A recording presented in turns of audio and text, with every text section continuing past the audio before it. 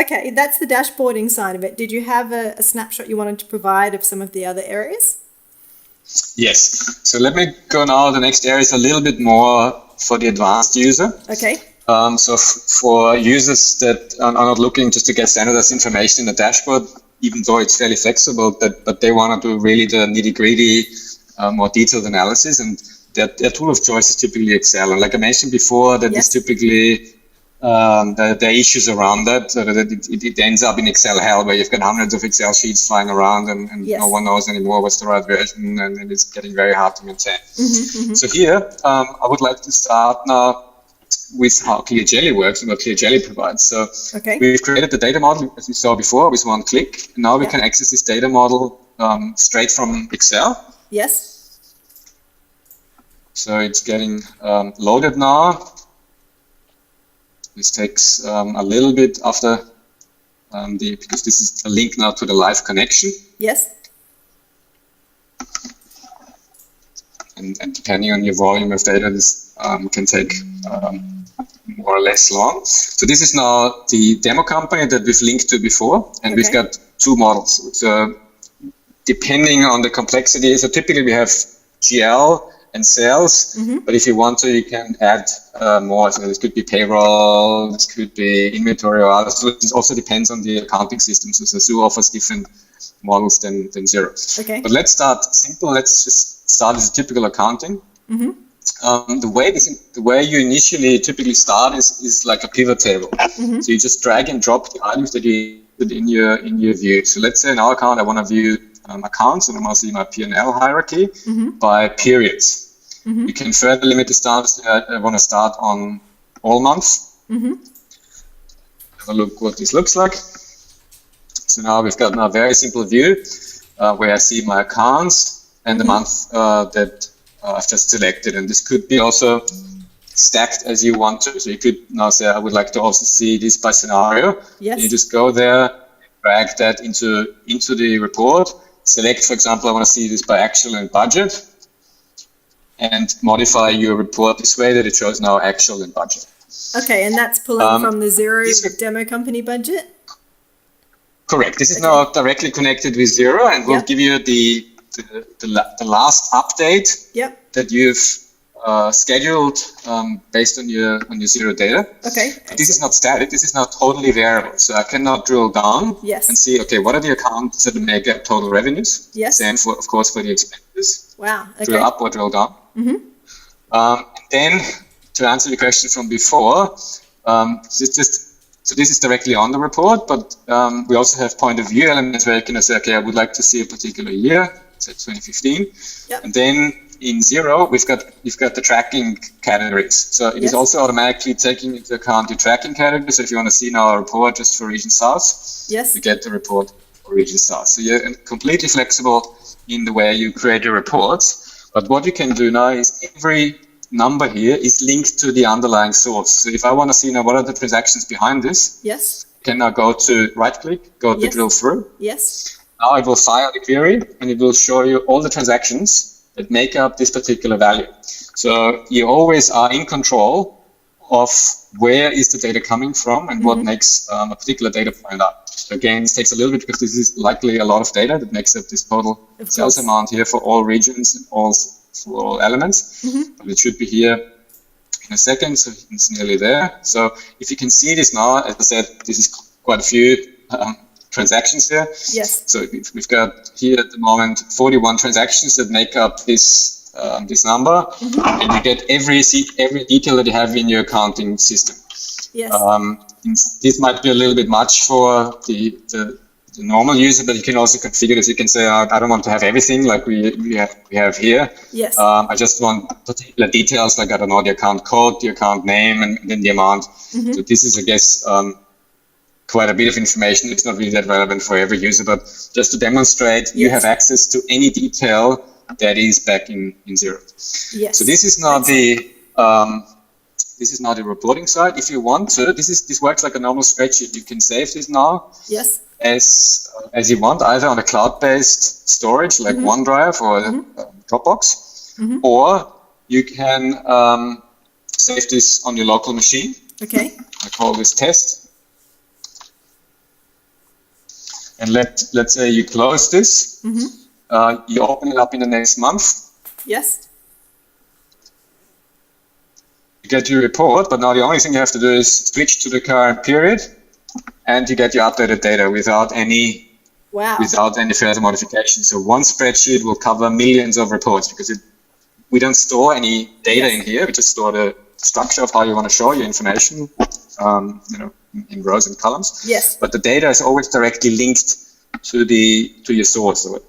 So the quite cool thing here as well is this means you also have total flexibility on the report. So just to show you, if I type in our actual here, yes, you get now in both columns actual, because the way the system works is it's using a formula that will fetch a data item based on, in this case, what account, what scenario, what category, what region, and what year you have chosen. Yes. The other thing is this. Let's break it down a little bit, just also to show the power there. So if I do the drill down now on the month, I can get down to quarters. Let's make it a bit more interesting. Let's go back to the budget, because the budget was more interesting than having the same scenario twice. Yes. So let's go to all months and show actual and budget for all of them. And again, I can drill down to the lowest level, to the particular months, and see how the data has evolved. Yes. But what you can do as well is, this is not a fixed report, but you're in total control of the layout. So as you saw before, I can change things here, but you can also create a new column. So you could say, I would like to have just to demonstrate a simple calculation. I would like to add a column here, which is the share, and the share is just, let's say, the first quarter based on the total. Copy this down and put it in a percentage format, and you'll see at the moment all our data is from quarter one, but if you go back to 2015, this should change. 2015. So we see now our calculation has worked. This is not too interesting either, because we didn't have anything in Q1, so everything is zero. But just to show the flexibility of adding your own calculation and really modifying the report as you want to. So again, if you like, you could take this part and put it here, and everything would still work. So if I switch to 2016, the data here will be still correct. So you've got really ultimate flexibility to create a report, but on a consistent data source. Yes. The other beauty is you can use all of the Excel features. So if you want to, you can just add a chart to this.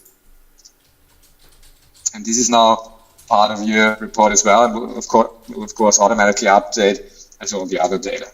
Wow. So all the flexibility and features that you have in Excel, but your data based on consistent data from Xero or from the accounting system that you're using. Yes. So this is the reporting side. I just very quickly want to demonstrate the budgeting side of things. The starting point is exactly the same. You just start with the view that you want to see. So in this case, let's look at sales data. We want to see a budget or forecast by product. So I take the items into my rows, and I want to see this by month. Yes. Let's take this down. So let's say we don't want to see the year-to-date values. I want to see just the all month. Okay. So modify this a little bit and say we just want to see here all month. And then I just drill down, give me my product so far, and give me the monthly breakdown. So again, the drill down on both sides. But now, maybe let's do one more thing. I would like to combine actual and budget. So let's take the scenario down here as well, and the particular scenarios that I want, so actual and budget. Now I've got both of them here. Our budget for 2016 is empty. Let's also go to maybe not the quantity, but the tax amount. So we see here let's go to 2016, so 2015. So this is our 2015 data. We had 3,042 was the amount. What I want to do now is I want to do my new budget. And what you can do now is we typically start top down, and then we can refine bottom up. So top down means I'm taking the total, for example, from last year. Yes. And then work on that as a basis and refine it. So and Clear Jelly gives you a very simple way now. So we've got what we call a splashing wizard, where you can now splash your data, or in other words, just move around your data. Okay. So I would like to splash now and copy data. So I want to copy my existing 2015 data, so to copy that, but I want to copy this to the from the actual scenario. Yep. So the source is the actual scenario. Yes. So I've now executed this. So I've got now the data here, the budget data on both sides. It looked pretty simple, but what you have to take in mind, I did this on all contexts. So I did my budget now for every single client. Yes. If I want to go down, I can now see what's the effect on this particular client, Negroni Cafe, which didn't have any data, so not too interesting. Let's see if we find one that actually had data. Looks like a lot of them are empty. Yeah, here at least we have a little bit. Yep. So this flashing operation, as we call it, we enter data into the system on a very detailed level, but in one transaction. So the total is this, and it has automatically distributed this to all the underlying details. So let's go back to the top, and I'll say I want to simulate and play around. So let's say we want to have a 10% increase. Okay. What you can do is you can either use the dialog box that you saw before, or you can just type it in.